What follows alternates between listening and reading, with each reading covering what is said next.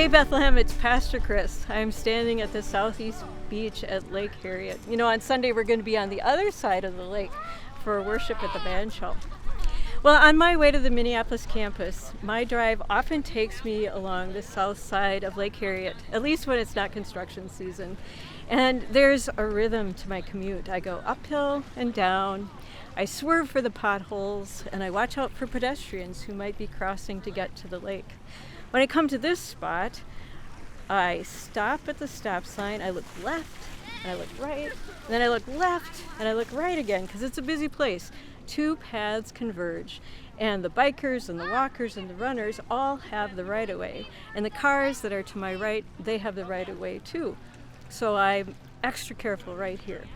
Well, once in a while, on a rare day when the lake is perfectly calm, when I look left, I gasp and then I laugh because there's this optical illusion. It looks like people are walking on water.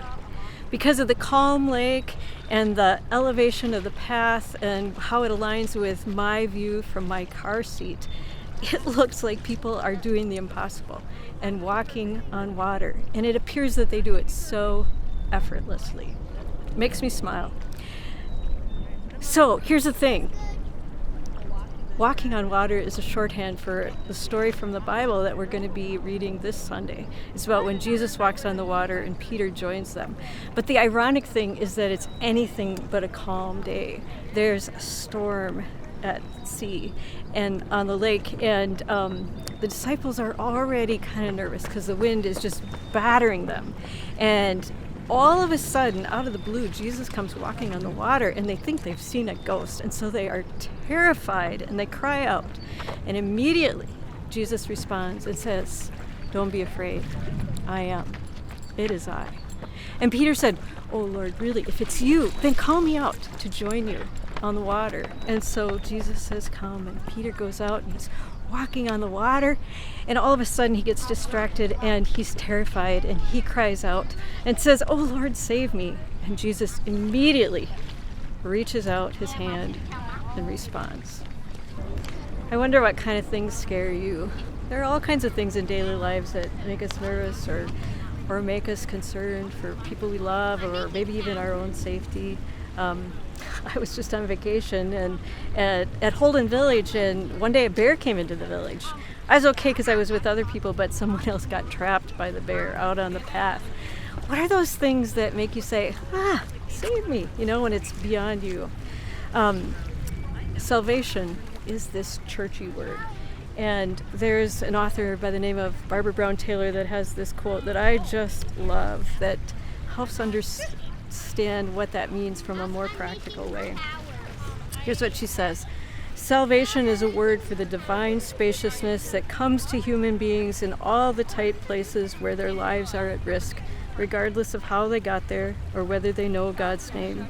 Sometimes it comes as an extended human hand, and sometimes it comes as a bolt from the blue. But either way, it opens the door in what looked like, for all the world, like a wall.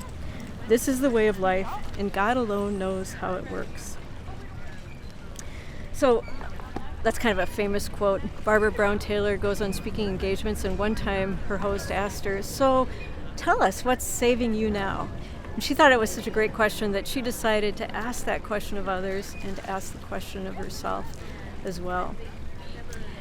Right now we're in a sermon series called Here and Now, and we're looking at stories of Jesus from the Bible, and we're looking at his teachings, and we know that his teachings were rooted in Scripture, ancient Scripture, and in the promises of God for the future, but his teachings applied right now to daily life.